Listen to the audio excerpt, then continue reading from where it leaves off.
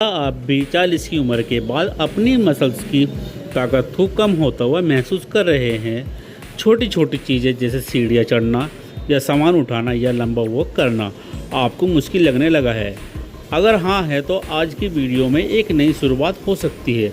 दरअसल 40 से 50 उम्र के बाद बॉडी की मसल्स बनाए रखना बेहद ज़रूरी होता है, क्योंकि इस एज के बाद मसल्स नेचुरली कम होने लगती है, जिसे हम साइकोपीनिया कहते हैं। दरअसल 40 से 50 की उम्र के बाद बॉडी की मसल्स इंटरेस्ट बनाए रखने बहुत ज़रूरी होता है, क्योंकि इस एज के बाद मसल्स नेचुरली कम होने लगती है, जिसे हम साइकोपीनिया कहते हैं। 40 के बाद अगर आप एक्टिव नहीं हैं तो जान लीजिए हर 10 साल में अपने मसल्स का 20 से 25% तक का लूज कर सकते हैं। रोज काम करने में भी दुश्वारी होने लगती है, लेकिन अगर आप मसल्स को दोबारा स्ट्रॉन्ग बनाना शुरू करें तो इसका फ़ायदा आपको बहुत ज़्यादा होगा। इससे आपका मेटाबॉलिज्म स्ट्रॉन्ग होता है, डायबिटीज़ का रिस्क कम हो जाता है। दोस्तों, मसल्स ग्रोथ को रोकने के लिए 3 चीज़ें सबसे ज़्यादा ज़रूरी है। पहली है रेगुलर फिजिकल एक्टिविटी, दूसरी है स्ट्रेंथ बिल्डिंग एक्सरसाइज और तीसरी है बैलेंस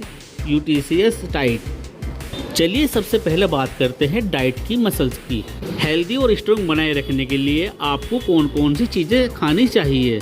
दोस्तों, जब भी मसल्स की बात आती है सबसे पहले नाम आता है प्रोटीन का। जी हाँ, प्रोटीन हमारी मसल्स का बिल्डिंग ब्रोन है। इस लिस्ट में क्या आप प्रोटीन को सही मात्रा में ले रहे हैं या आपका टारगेट कितना है? इसे लेकर 1.2 ग्राम प्रोटीन पर बॉडी वेट के हिसाब से मान लीजिए आप में 60 किलो वजन है और 60 से लेकर 72 ग्राम प्रोटीन जरूरी होता है। प्रोटीन के लिए बेस्ट प्रोसेस है दालें, जैसे हरहर की दाल, मूंग की दाल, मसूर की दाल, चना दाल, राजमा। इन दालों से आपको 7 से 9 ग्राम प्रोटीन मिल जाता है। इसके अलावा दूध, दही, पनीर, छाछ प्रोटीन के अच्छे प्रोसेस है। दूध या एक बाउल में आप दही लेते हैं, आपको लगभग 8 से 9 ग्राम प्रोटीन मिल जाएगा। 100 ग्राम पनीर से करीब करीब 18 ग्राम प्रोटीन आपको मिल जाएगा। सोयाबीन भी काफ़ी अच्छी मात्रा में प्रोटीन होता है, अगर आप चाहे तो सोयाबीन का भी इस्तेमाल कर सकते हैं, या फिर सत्तू, बादाम, मूंगफली, तिल या अंडे या फिर फिश को भी आप ले सकते हैं अगर आप नॉन वेजियन है। वैसे बात प्रोटीन तक ही सीमित नहीं है, प्रोटीन के साथ साथ विटामिन, मिनरल्स और एंटी इंफ्लेमेटरी फूड्स बहुत इम्पोर्टेंट होते हैं। विटामिन, मिनरल्स मसल्स के सही काम करने के लिए आपकी हेल्प करते हैं। इसके लिए हर दिन कलरफुल सब्जियां आप जरूर खाएं और हर रोज सुबह 15 से 20 मिनट की धूप भी लेनी चाहिए, ताकि विटामिन डी आपका कम ना हो पाए। अगर आपका विटामिन डी पहले से ही कम है, आपने टेस्ट कराया है, तो आप सप्लीमेंट भी ले सकते हैं। इसके लिए आप चाहे तो एलजी के बीज या अखरोट भी खा सकते हैं। आपका खाना जितना कलरफुल और बैलेंस होगा, मसल्स भी उतने ही स्ट्रॉन्ग रहेंगे। और आपके लिए एक बात जानना बेहद जरूरी है दोस्तों, मसल स्ट्रेंथ को बनाए रखने के लिए इसका कोई भी विकल्प नहीं है। अगर वो है तो एक्सरसाइज है। एक्सरसाइज में भी रेसिस्टेंट ट्रेनिंग। आमतौर पर जब हमारी उम्र बढ़ती है फिर हम एरोबिक एक्सरसाइज की तरफ ध्यान देते हैं। अगर आप वॉक या स्विंग या फिर साइकिलिंग कर रहे हैं तो आपकी एक्सरसाइज अधूरी है।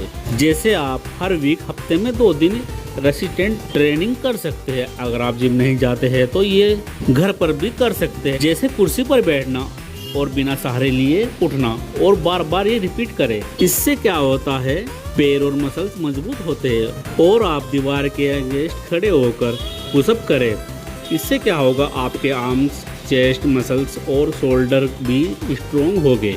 यह कुर्सी को पकड़कर पैरों के पंजे से उठना और ये फिर बार बार रिपीट करना, इससे आपके टॉन्ग मसल्स मजबूत होंगे।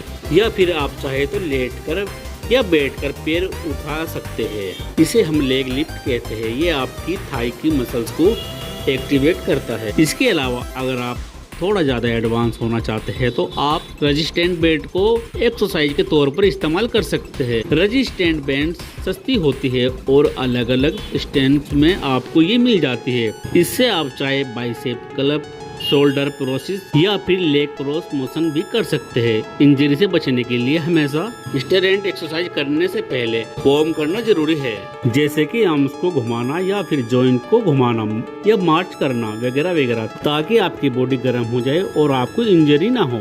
शुरुआत में आपको हल्के फुल्के मसल पेन आपको हो सकते हैं, जो कि बिल्कुल नॉर्मल है। या जॉइंट पेन या शाम पेन होता है तो एक्सरसाइज को तुरंत रोकें या कम वेट का इस्तेमाल करें। दोस्तों, अगर आप रेगुलर एक्सरसाइज करेंगे कुछ ही हफ्ते में स्ट्रेंथ में इम्प्रूव देखने को मिलेगा। आपकी उम्र के हिसाब से मसल्स में एक इम्प्रूव होता है। दोस्तों, आयुर्वेद में भी ऐसी कई तरह की नेचुरल नुस्खे हैं जो कि एक्सरसाइज और डाइट में मिलाकर मसल स्ट्रेंथ की बढ़ाने में आपकी मदद करते हैं। चलिए कुछ पॉपुलर आयुर्वेद सप्लीमेंट के बारे में जानते हैं।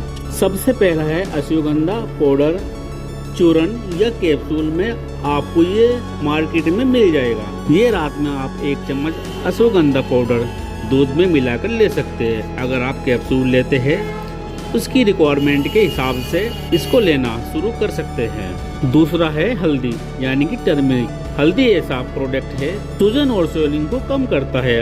आप आधा चम्मच हल्दी को 1 गिलास दूध में मिलाकर इसे 1 चुटकी काली मिर्च ऊपर से डालकर इसे रोजाना दिन में 1 बार रात में ले सकते हैं। तीसरा है अदरक। अगर आप अदरक को पानी में उबालकर आप इसका पानी पी सकते हैं। आप चाहे तो खाने के ऊपर डालकर या सलाद के ऊपर डालकर आप चबाकर भी खा सकते हैं।